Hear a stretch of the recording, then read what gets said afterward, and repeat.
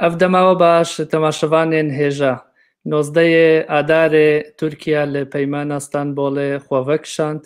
Ev jî piştî biryarek ku ji aliyê Serokê Tirkiyeyê Recep Tayyip Erdogan hat dayîn. Peymana Stenbolê sala 2011 ji aliyê Konseya Ewropayê û bi amadebûn û tevlîbûna gelek welatên dinên Ewropa li Stenbolê hat pêkanîn û ev peyman girêdayî maf û heqên jinan û zayendên din wekî malbata LGBT û zarok û pirsgirêkên ku girêdayî wan e mafên wan diparêze. Ji ber vê jî her tim ji aliyê saziyên mafên mirovan û saziyên jinan weke peymanek pir giring tê dîtin. Niha di rojeva Bakurê Kurdistanê de û Tirkiye de jî ev peyman xwevekişandina Tirkiyeyê li vê peymanê gelek tê behezkirin û nerazîbûna gelek zêde bi xwe re anî. Em ê îro hewl bidin di vê bernameyê de behsa peymana Stenbolê bikin, gelo giringiya vê peymanê çi ye wê xwevekişandina Tirkiyeyê li vê peymanê wê tiqas zirarê bide mafên jinan û ew kesên ku peywendîdarin bi vê peymanê. Ji bo vê jî em ê di vê bernameyê de gotûbêj bikin bi berêz Semra Balyan parêzer ku niha li Amedê bimeraya. Semra xan ev demawa baş? Demawa jî baş serçava. Gelek spas dikim. Ez dixwazim destpêkê em bi vê pirsê dest pê bikin. Peymana Stenbolê çawa hat îmzakirin? Em hinek agahiyan li ser vê yekê bigirin, piştre em bikevin naveroka rojeva bernameya xwe. Rastî peymana Stenbolê ne ku ji sala 2011 de ji nişka ve hat imzekirin û ketmeriyetî. Yani peymana Stenbolê encama bi salan têkoşîna jinayê jinên ku mafên jina wekeviya nav zayên da jin û mêran ku bi salan bi sed salan têkoşînê dane hem ji alî civakî hem ji alî siyasî hukukî ve belkî pir berbiçavmîne lê em gelek baş dizanin ku berxwedanek û têkoşînek mezin hat dayîn. Ev peyman bi rastî encama vê têkoşînê ye. Yani ji Tirkiye serî lêdanek li Dadgeha Mafê Mirovan a Ewropayê çê dibe. Ev doza Opus tê zanîn. Bi kurtasî bêjim jinek rastî tundiya hevserê xwe tê hevdûber didin paşê ev zilam vê jinê û malbata wê tehdît dike bi kuştinê an jî bi tundiyê. Paşê dawî ev jin çiqas serî lê saziyê dewletê bide adliyê bide jî nayê parastin û ev zilam dawî dayika vê jinê dikuje. Paşê serî lêdan tê dikirin li Dadgeha Mafê Mirovan a Ewropayê û Mafê Mirovan a Ewropayê cara yekem di dîroka dadgehê de cara yekem ji bo tundiya li ser jinê biryarek dide ku ev jin ji alî dewletê ve ne hatiye parastin û ji ber vê yekê ji ber vê sedemê hatiye kuştin û mafê jiyana xwe wenda kiriye. Yani ev biryarek gelek giring e. Min çima behsa vê biryarê kir? Ji ber ku peymana Stenbolê piştî vê biryarê yani li ser esasên vê biryarê hatiye ava kirin. Yani demek em naveroka peymanê jî dinêrin.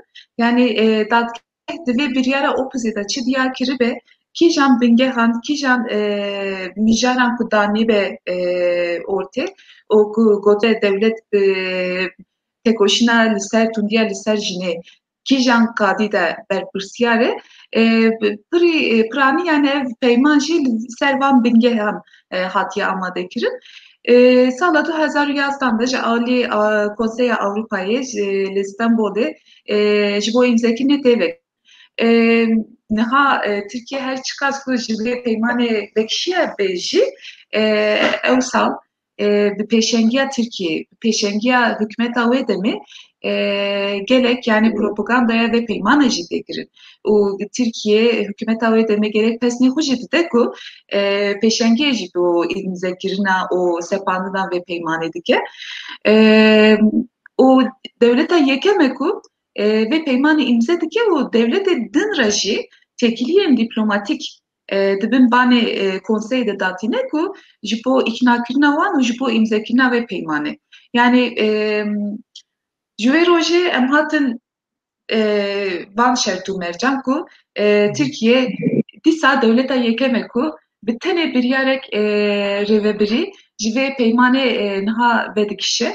O vê demê yani belkî dîroka Tirkiye'de konsensüsek hewqas mezin di nav parlamentoyê de çênebiye. Hem ji alî Partiya AKP'yê ve hem ji alî temamî partiye muhalefetê ve bi konsensüsek mezin li meclîsê jî tê qebûlkirin bi kanûnek. Çimî li gor Makezagona Tirkiyeyê dibe peymanek navnetewî bi zagonek jî bê tasdîkkirin. O biha wî bi yani bi konsensusa parlamentoyê û bi konsensusa civakê jî ev peyman hat îmzekirin û li gor hukûka navxweyiya Tirkiyeyê jî 2014 de ket meriyetê.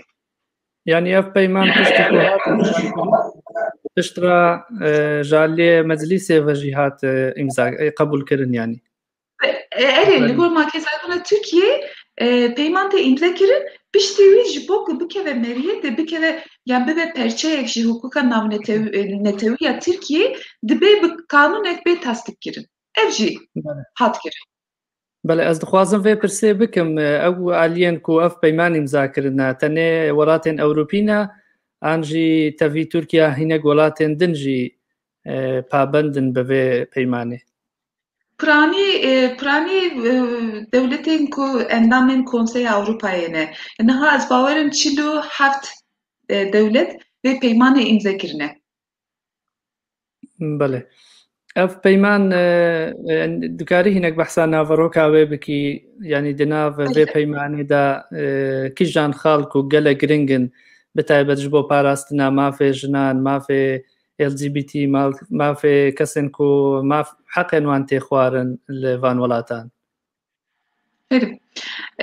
Naveroka peymanê yani ez çawa bêjim bi awayek cûr be cûr bi awayek yani hûrik hatiye xalkirin temamê mijaran yani em dikarin bêjin ku yani peyman bê gemasiye ser çar esasa hatiye amadekirin. Ewil berlêgirtina tundiya li ser jinê. Paşê ku jin an jî ev kesên bi dezavantaj bi rastî tundiyê tê wekî kesên LGBTî, an jî zarokên piçûk, an jî kesên astengirî û kesên penaber em mixabin dizanin ku nav civakê de yani her kîjan welatî be jî yani li Ewropayê jî li Tirkiyeyê jî wisa ye pir caran ev kes rastî tundiyê tên ji ber ku bi nav civakê de bê dezavantajin yani ji alî hukukê ve belkî hindiktir tên parastin. Loma ev peyman jî yani navê van kesa jî di peymanê de derbas dibe ne tenê jin. Yani piranî li ser tundiya li ser jinê yani ji bo berlêgirtina vê tundiyê hatiye îmzekirin lê ev kesên din jî dibin parastina vê peymanê de ye. Migoçi ev ser çar esasa hatiye amadekirin. Yek berlêgirtina tundiya li ser jinê. Ya didiya ku ev jin rastî tundiyê bê bi çi awayî wê bê parastin. Yani ku bûyera tundiyê êdî çêbûbe piştî wî dikarin çi bikin. Yani parastina jinê ku cî li ciyekê ewlenî be yani ev jin dikare here parasgehek ev em dikarin bêjin parasgeh yani vî navê binav dikin. Jinê ku rastî tundiyê tên û dixwazin ji tundiyê birevin diçin van parasgeha û wî awayî xwe dihewînin. An jî yani ku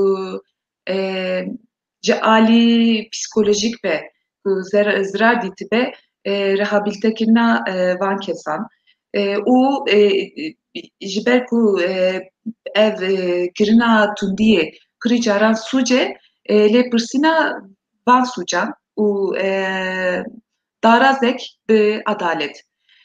û cezakirina van kesên ku tundiyê dibin sedem ku tundiyê jin li rastî tundiyê pê ya çaran jî ne tenê ev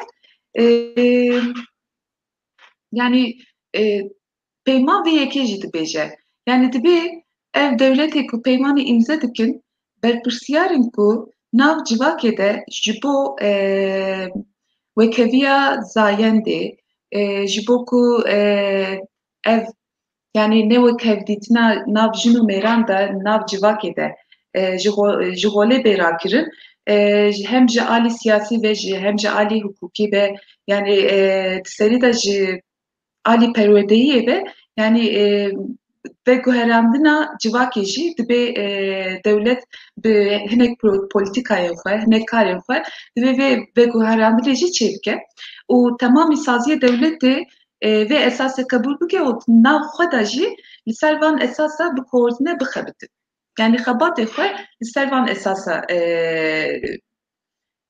bimeşînin. Yani peyman bi rastî ser van esasa ye û yani xalê peymanê jî yani bi detay, bi awayekî detay van mafan diparêze û dema ku jin rastî tundiyê tê û prosedura dû de divê ku çi bikin temam yek bi yek di peymanê de hatiye daraştin. çima xwevekşandina Tirkiyeyê li vê peymanê ew qas metirsî tê dîtin gelo di zagon û di makezakona Tirkiyeyê de yanî mafên jinan an bêjin zayendên din nayete parastin gelo dikarî hinek jî behsa vê yekê bikî gelek giring e. Yani xalek wekheviyê di makezagonê de heye yani dibêje ku elbet yani ev rêzika wekheviyê di temamî makezagonê ku dewletê ku îddiaya de demokratîk bûndê heye di makezagonê wan de hene dibêje çi dibêje herkes li hember kanûna ji kîjan mijadî be, ji kîjan olî be, ji kîjan zimanê biaxibe, ji kîjan zayendî be ev kes temam li ber kanûna wekevin. Yani ev rêzika wekeviyê ye. Yani di peymanê navnetewiyê li ser mafê mirovan jî ya Avrupayê û ya milletên navnetewî jî ev yek tê parastin û makezagona Tirkiyeyê de jî ev heye. Yani bi rastî ez vê yekê bêjim yani heya demekî nêz de yani divê xalê de ev gotina zayendê tune bû ev jî nû hat çêkirin lê wek zayend dedin yani em bêjin kesên LGBT'yî bi nav divê xalê de derbas nabe. Yani makezagonê de piranî tenê ji ser vê esasê em dikarin wek hukuknasan ji ser vê esasê dimeşin. Loma yani peyman parastinek befrehtir ji bo jinan çê dike. Em dikarin wisa bêjin. Bele. Makezagon senatörê xwe ne baş ne bese. Bele hûn parêzerin belkî gelek caran li ser dosyeya tundiyên li hember jinan kar bikin. Dema hûn bi karekî wisa dikin ev peymana Stenbolê jî di nav vê dosyeyê de bikar tînin yanî cihek gelek giring digire di nav dilêkolînên dadgehan de û ji bo ku dadperweriyek pêk were. Ji derveyî zagon û makezakona Tirkiyeyê yanî rola vê peymanê di dadgehan de çawa ye dema ku dosyeyek çê dibe tundiyek li hember zayendan têkirin. Ez behsa wê jî dikim yani teqet pir giring e yani ji bo sepanina hukuka Tirkiye ji bo sepanina kanûna piştî ku ev peyman hat îmzekirin û Tirkiye li hukuka navxweyî hat ketmeriyê tê kanûnek bi numreya 622 84 tên nasîn di nav civakê de ev kanûn hat amadekirin û ev kanûn li ser esasa peymana Stenbolê hat amadekirin. Yani kanûn jî behsa çi dike dema ku jin rastî tundiyê tên an jî dibin wê tehdîdê ku rastî tundiyê bên divê kîjan rêyên hukukî bên kirin û li kîjan saziya seriyle bidin. Tamam divek hamle de derbası bin. Yani vakit ku bahsa peyman ekir bidi de avay dimeşe. Yani jin çava hoje tundiye de paresin. Yani demek ki hey rastı tundiye ne hatine le evnek sinyal hene ku ve rastı tundiye bil. Yani dibin ve taluke edane. Dikarin seril datke hebidin u yani ev tedbirci cür becurun. Mesela dikarin eğer ku tundi dina malede çevi be yani hevseri wan be babe wan be bray wan be her kibe dikarin mesela vi kesi ji male dur bixînin. Seran ser ji xwe dur bixînin. Ciyê ku dişxunin yani ciyê ku xebat dikin, ciyê ku perwerde dibînin. Yani dikarin ji van deran ji van dur bixînin. Ji mehek de dest pê dike heya şeş meha jî dikarin vê biryarê bidin. Bu icab bike ve biryar dikarin dirêj bikin. Ne tene dur xistin yani dikarin vê biryarê jî bidin mahkemê ku kirî caran mesela ser rêya telefonên an jî ser rêya internetê jî jin tên tehdit kirin. Dikarin mesela vê yekê jî bixwazin ku ev kesên ku tundiyê li ser wan dikin tiriyê ne telefon ne internet ne jî mektup her çi be wan aciz nekin an jî tehdit nekin. Yani cür becür hinek tedbir hene ya jî mesela çavbijin em jin û hevserê xwe di malê de dijîn û rastî tundiyê tê jin dixwaze vî kesî ji malê dûr bixe lê mesela derfetinê ku ji xeynî wî debara xwe bike. Ev mesela peyman û ev kanûna nav xweyiya Tirkiyeyê dibêje hûn dewlet mecbûr e ku nefeqeyek, pereyek bide van jinê ku rastî tundiyê tê. Yani berpirsiyarên ku debara wan jî bikin, wan û zarokê wan. An jî mesela jin rastî tundiyê tê û zarokê wan e hevpar hene, dikarin zaroka jî bi xwe re biparêzin. An jî dikarin ku dibin talûkeyê dabin dîtina zaroka jî qedexe bikin, an jî hindiktir bikin. Yani dû ve dirêjin ez naxwazim ku dirêj bikim lê yani sepandina peymanê biriya kanûnê li Tirkiye demil dest dikare bêkirin. Lê mesela de pratikê de em rastî hinek pirsgirêkan tê. Pirî cara yani hinek saziyên îdarî em bêjin polîs an jî kaymekamî, walîtî, dadgeh, dozger, hakim pirî caran bê dil jî tev digerin. Yani hê jî di nav civakê de yani ya ji ev kesên ku van peywira bicîhdînin yani ew hişmendî tune ye ku jin bi rastî jî ji ber nasnameya xwe ya zayendî rastî tundiyê tê. Yani ji bo peyman jî bi esasa newek heviya nav jin û mêran da bê peymanê ava dike dibêje ku jin ji ber nasnameya xwe ji ber ku tenê seranser tenê ku jinin rastî tundiyê tê. An tên kuştin, an tên birîndar kirin, an tên tehdit kirin. Yani ev hişmendî pirî cara tune ye diva kesan re jî. Yani mesela gawkes jinek serî polis dide û dibêje ku ez rastî tundiyê tên, ez ditirsin, belkî ev kes dikare min bikuje jî. Pirî cara mesela dibêjin ya ji meseleyek nav malbatê de ye. Jin û mêrin dibe ev mesele dibin. Yani pirî cara hişmendiya wan ser vê yekê ye. Yani niha di nav wan nikaşê de hinek erkdarên hikûmetê jî dibêjin ji xwe di ev 10 sal e ev peyman nedihat meşandin. Wisa nîne yani meriv çi qas bi dil be, çi qas ji vê peymanê bawer bike, hew qas tê meşandin. Çünkü civak li zimanê erkdaran dinêre. Ew çi zimanî bikar bînin, ew jî wî taklîd dikin. Hêzeta wan çi ye ku ji vê peymanê xwe vekişandine? Yani me hinek tişt bihîstin li medyayê dibêjin ev çawa dibêjin ev peyman dibe sedem ku pirsgirêkan ji bo malbatan çêke wan ji hev veqetîne hinek tiştê wisa tê gotin. Hêdzetên rayedaran çi ye ji bo vê yekê? Yani li ser gotina wan wisa dibêjin lê em tev dizanin ku mesele ne wisa ye. Yani dixwazin civakek bêdeng ava bikin. Yani em vê niyeta hikûmetê dibînin ku em vê niyeta rayedaran dibînin ku dixwazin civakek nû dîzayn bikin. Yani her ku sal dervasir bin tekoşîna jinan şimendiya wan zêdetir dibe. Lê her ku îtiraza jinan zêde dibe tevgera hikûmetan jî rayedaran jî zêdetir dibe. Yani hinek anket jî çêbûn bi rastî. Yani Ewil di sala 2019 de hinek ji hinek derdoran îtiraz çêbûn ku vê yekê gotin ev peyman malbata ji hev dixîne, hevsera ji hev dûr dixîne vesaire tiştê îtirazê wisa kirin. Lê hinek anket hatin kirin piştî vê yekê di 2020 de ez bawerim.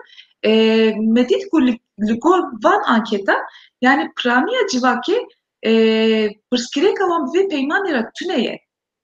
Yani ev anket derxiste holê ku ji sedî heft ji civaka Tirkiye tenê sedî heft kes ji vê peymanê nerazîne, naxwazin. Em jî dizanin ku ev kes kîne derdorên hinek zêde îslamîst an jî em bêjin muhafazakar hinek ev derdor dixwazin li gor niyetên xwe, li gor îdeolojiyên xwe civakê ji nû ve dîzayn bikin.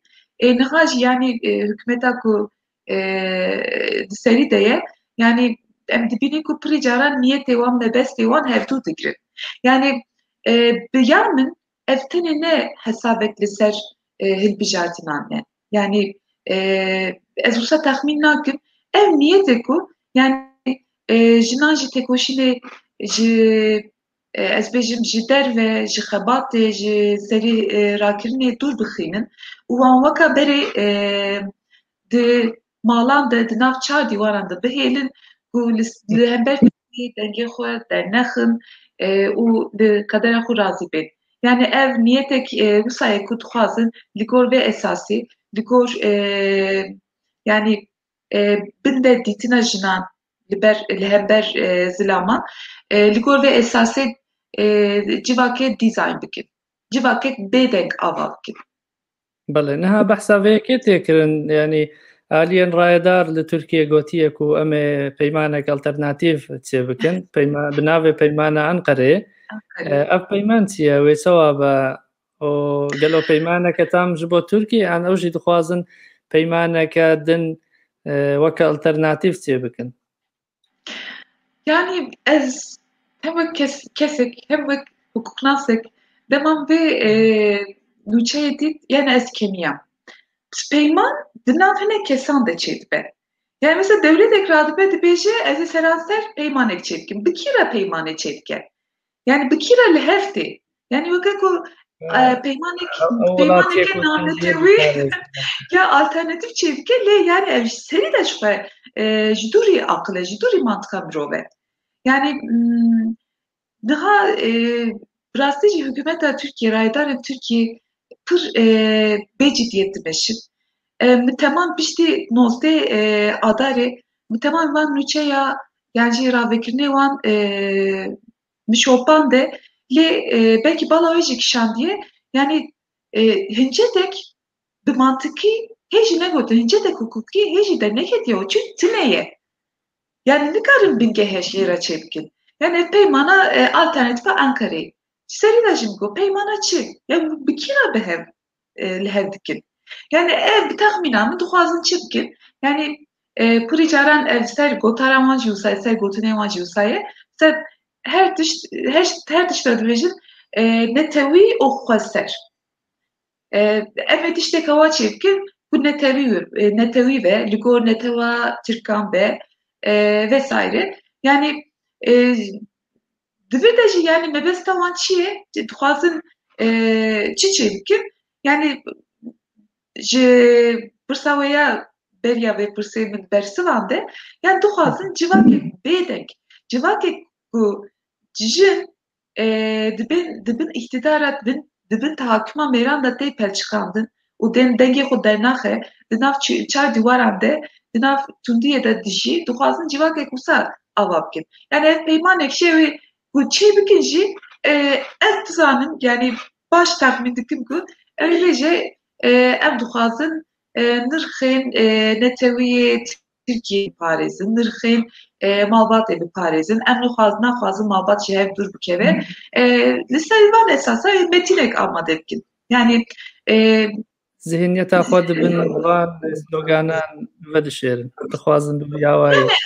îdeolojiya xwe, hişmendiya xwe ku dixwazin tiştek wisa bikin jî ew ê dibin vê peymanê de ew ê empozeyê civakê bikin rê yani niha jî em dibînin pirî kes li hember vê biryarê îtiraz dike û tekoşînek tê meşandin niha li gor hukûka navnetewî ev peyman hê jî di meriyetê de ye heya meha tirmehê ew ê di meriyetê de bimîne ji ber ku biryarek rêveberî ye li ber vê biryarekî gelek kes tena serê xwe jî an jî gelek sasî dozê jî vekirin ji bo îptalkirina vê biryarê em ê bibînin ku pêvajoyê çawa bimeşe.